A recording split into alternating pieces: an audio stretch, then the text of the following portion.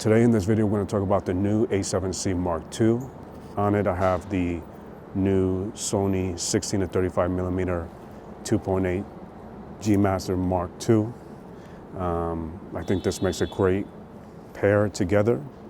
It's small, it's lightweight. It's got the nice flip out screen. And what I want to do today is go over my top 3 picks for why you should buy this camera. And I'm also later on going to talk about what I don't like about this camera and my confusion over who is this camera really marketed towards. So let's talk about it.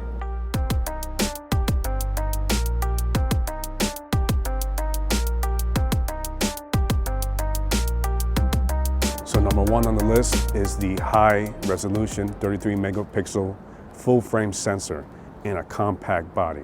It is powered by a 33 megapixel full frame CMOS sensor and the Bionz XR processor, a combination capable of 10-bit 4K imagery at up to 30 frames per second or a top continuous shooting rate of 10 frames per second with autofocus and auto exposure using either the mechanical or electronic shutter. There is a silent mode if you want to turn the shutter on silent. Let's say you're shooting during a ceremony or something where you want to kind of stay quiet. You can turn this on so that you won't hear that shutter as you're shooting around. With a 2.36 million dot OLED electronic viewfinder. Just like with the other Sony camera models, you can choose whether you want the viewfinder in auto mode. And in auto mode, it'll switch back and forth between being able to view it on the actual LCD screen. If you put your eye up to the viewfinder, you'll be able to see it through just the viewfinder. You have a couple extra dials in the front here, some custom buttons. That front dial definitely comes in handy. I set it for the shutter speed. You can set it for whatever you want, obviously. Set up the camera how you like. It's just a good looking camera. I like this front dial to be able to shoot between photo, video, S&Q slow mode, manual, shutter, aperture priority, program mode, auto mode. And then you have the 3 custom modes there. You got that dedicated record mode, which I really like too. The on and off switch. Number 2 on the list is Better Autofocus and an AI processor.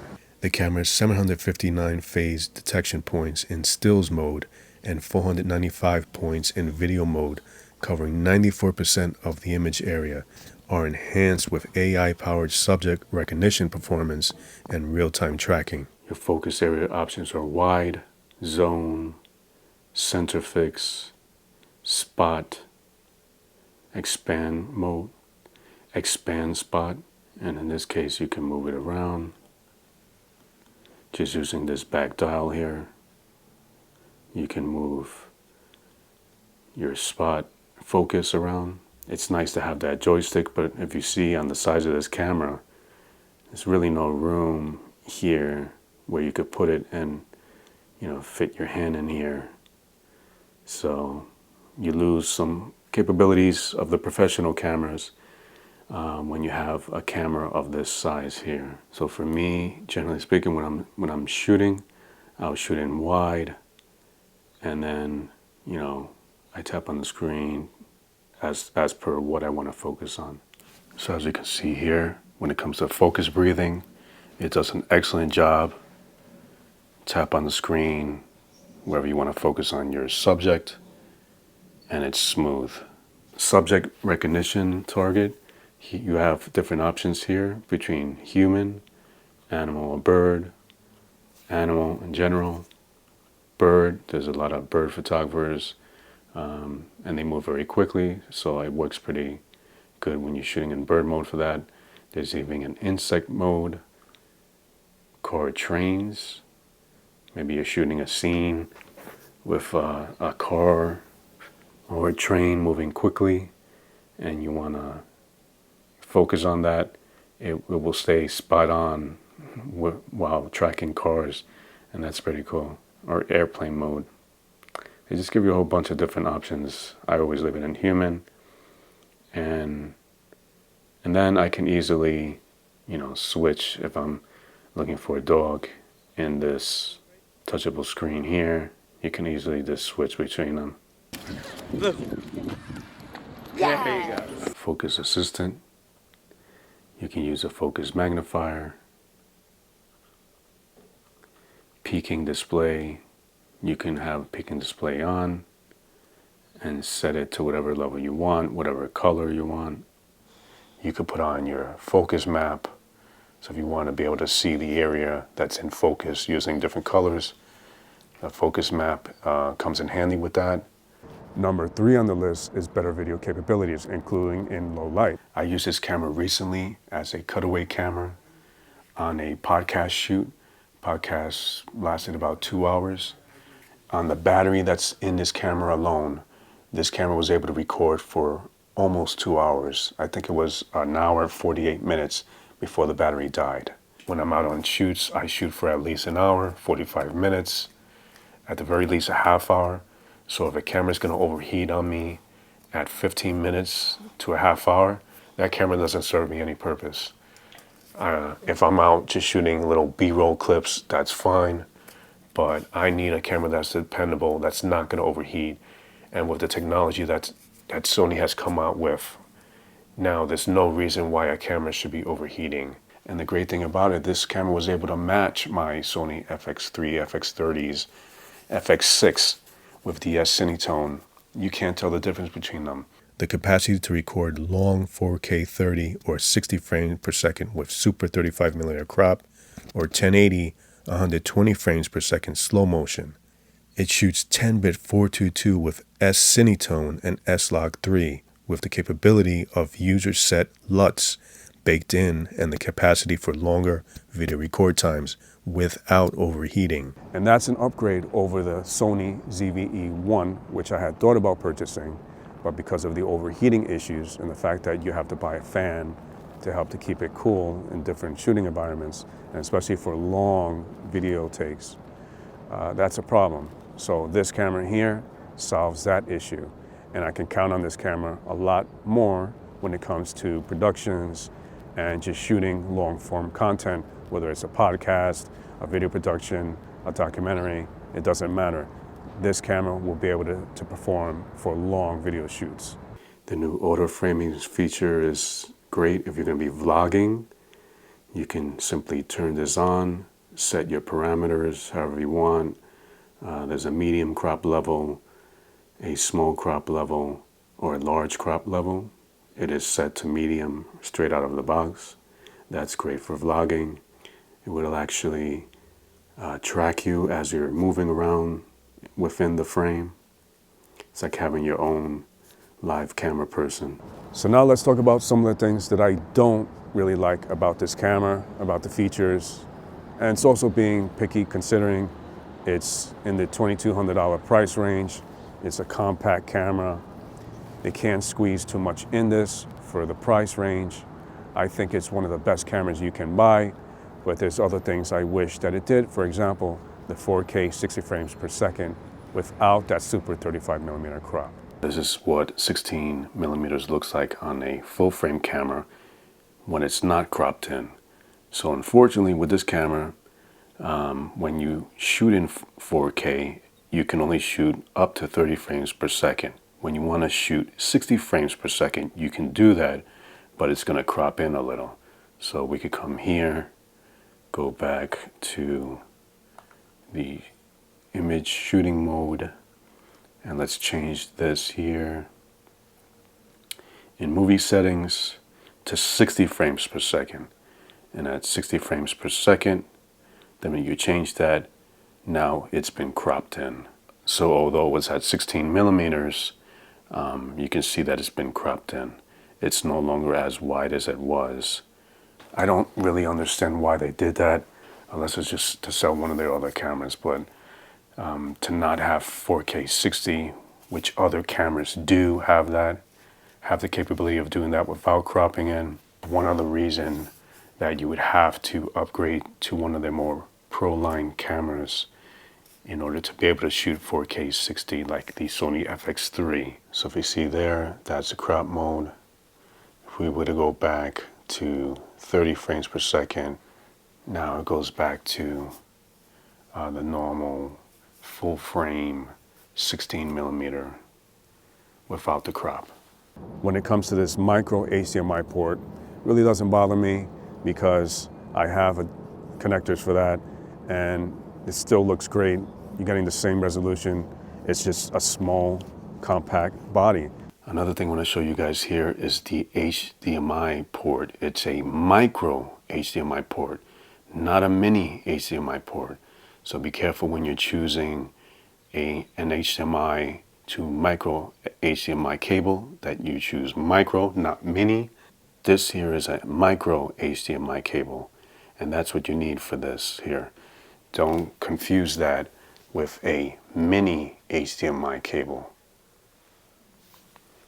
Look at the difference. If you see here, you can see the difference between the micro HDMI and a mini HDMI. And the mini HDMI is much larger than the micro HDMI cable. So the issue with the micro HDMI cable is that it's much smaller. Although I don't mind this cable because I have good micro HDMI cables. This particular cable is made by Condor Blue. It's a much better made cable. No issues with this. You just have to be careful with these cables because they're smaller and more prone to break. If you were to bump into this here while shooting, these have a higher rate of breakage than the standard HDMI cables, which are a little stronger, much larger than this here. If they made it maybe slightly taller, slightly wider, this could work. Or even if there was a space in here to put it in, that would be great. On this side, it seems like, again, I don't know what's behind this, but it seems like there's a possibility that either another SD card slot or a full-size HDMI cable could have gone in here, maybe if it was slightly wider. But again, they're not going to give you everything in this camera, especially in this price range. There's other cameras for that. If you need that, go with a more professional camera. You're going to spend more money. You're not going to get everything in this camera for this price range. And here, this Condor Blue micro HDMI to full-size HDMI cable, and that will go right into my monitor. So I don't have any problems with using one of these. I'm just very careful because this is more delicate than this one. This cable can easily bend and break versus this one, just a little harder to break that one. Although these can break too, these can bend too. And that has happened to me in the past. Again, just don't confuse it with a cable like this one, where you have a full-size HDMI to the mini HDMI cable. That's much larger than the micro HDMI cable, and that's not going to fit in this camera. When you look at all of these inputs here, you wouldn't be able to fit a standard HDMI input into here. It's just too small. So when it comes to having smaller bodies, you're going to have to sacrifice certain things that the more professional, larger cameras have. There's only one SD card slot, which could be a problem if you're shooting, let's say, a wedding and you need a backup. You're shooting professional video and you want to back up that card. Let's say you don't want to switch out the cards every single time you run out of space on the card. That comes in handy, but in a small body like this, it's very difficult to squeeze in. If you can see here, there's some space here. I don't know what's behind this. They might have been able to make this an SDXC card slot plus a Type A card slot. I have a bunch of those cards. They're definitely dependable.